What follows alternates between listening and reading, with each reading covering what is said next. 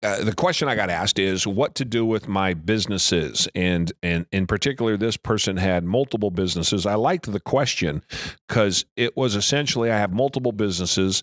Some are new and are starting up when all of this hits. Some are a little bit been around a little bit longer, and one's doing very well.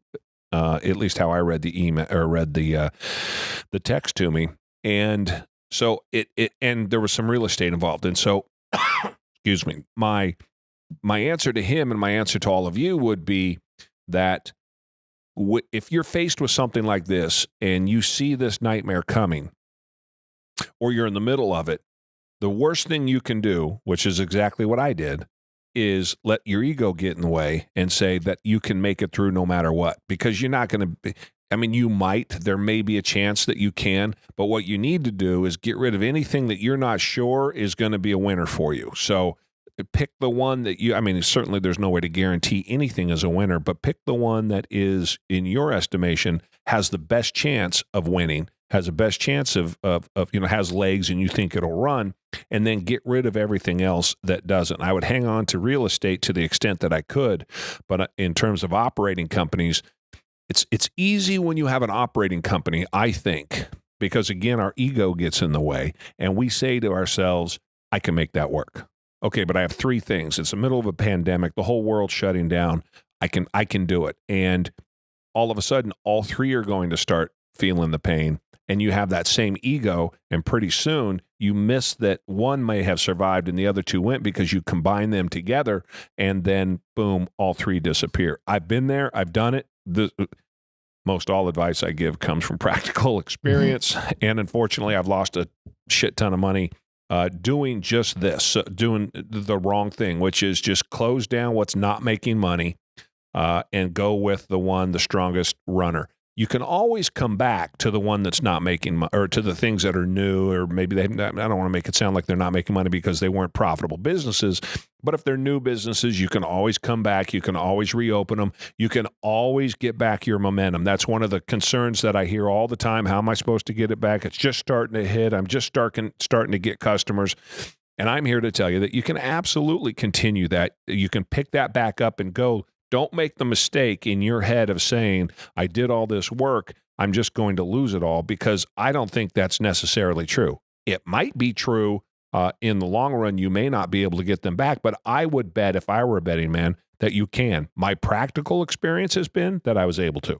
So I've had horrendous things happen to me in business that you would think you'll never come back from, but the way that my mindset works, I never quit. I don't know how to do that. And so I was maybe too stupid to give up, continue to push through, get the business back, or get that customer back, or get the whole business back and turn around and be successful with it. So the belief that I gotta close this down means it's never going to come back, or if I close it down, I can't ever bring it back to where it is just not true. I can guarantee you want to remember that your customers have the same problems that you do. So when you're calling them and saying, hey, I know I just gave you this, or you just ordered this new X, Y, and Z from me, I'm not going to be able to make it for you, though, because this COVID thing has shut me down, they're going to understand that. And if they don't, they may not in the short term, but they might in the long term. So the no isn't really necessarily a no, or they could just be that way, and you guys going to have to go find new clients, which there are many new clients to be had.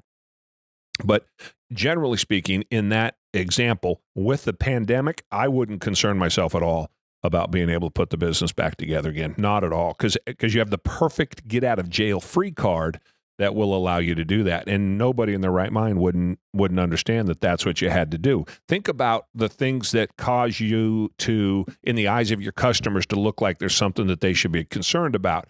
In a normal market, they're trying to order something. You can't put it together, build it, ship it to them. Immediately, my thought goes to, you don't have the money. You don't have the capability to put it together. You're out of cash. You can't buy product. You can't buy the product that you need to put this, whatever, X, Y, and Z together. So you're probably some insolvency. You just don't have the smarts to do it. You sold yourself as one thing, you're something else. All that doesn't matter in this case, because you have, again, the ultimate get out of jail free card. So what I would encourage anyone to do who is struggling with this right now and is in this position, just pick the winner. The one that you think will run the fastest, the one that you think will run the furthest, and go with that and shut everything else down. And don't go halfway. Nothing in the world, nothing in the business world is halfway. And too many times we go halfway. Don't go halfway. Go all in. Shut that shit down. Move on to the winner. Really cultivate the winner. Work the winner. Put all of your effort and energy into the winner. I might give you this same advice anyway, regardless of pandemic. In good times, I might give you this same advice. And if that were the case, and if I were to tell you that in bad times, it's 100% the case. I've owned 4 businesses at one time of all different kinds. And as I've said many times, I've bought and sold a dozen at least. And in that time, I can say that life is significantly more complicated when you own multiple businesses, particularly in different industries. Now, it's not that it can't be done, and people will tell you that you should never do it, and I won't tell you that. That's why I'm hesitating, because I did it, and I did it successfully. When I had 4 at one time, I ran 3 of them successfully, and 1 took a shit. So I was 3 for 4. No, and had I not been running the other 3, I wouldn't have lost the $275K that ultimately I ended up losing on the one that went bad. But I more than made up for it on the other side with the other 3 businesses. But still, the point being on that story in particular, had I been more aware of myself, this has been 15 years ago, had I been more aware of what I was doing and the impact that what I was doing was having on me, I might have seen that other business wasn't working and cut it off. Maybe save myself $75,000 if I got to it. Maybe save it half at $125,000, $132,500, whatever the math is. So that's what I mean, and that's when I'm making money, times are good, business is good, customers are plentiful. I still made that mistake. So don't make the same mistake that I did if you're asking me for my advice. Grab the winner, ride it as hard as you can. I would rather ride 1 winner to the bottom than 3 winners and stay in the middle.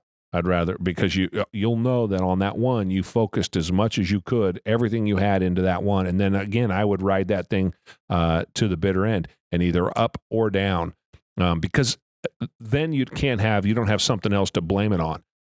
3 failed businesses is certainly worse than the big closing 2 down and failing at 1, because at least you knew you had all of your attention and all of your energy and effort and money went into making that one work. So that's what I would do. I think particularly for men, our egos get in the way. You have emotional connections to it. For me, it wasn't really emotional. Then I could care less about closing it down. If the math makes sense, that decision is made for me and I don't cry about it. But at the same time, the ego, though, that I can fix anything, that I'm the master of the universe, that I have abilities that no one else can, and hey, everyone step back and watch this. In this case, watch me lose, $250,000. $250,000.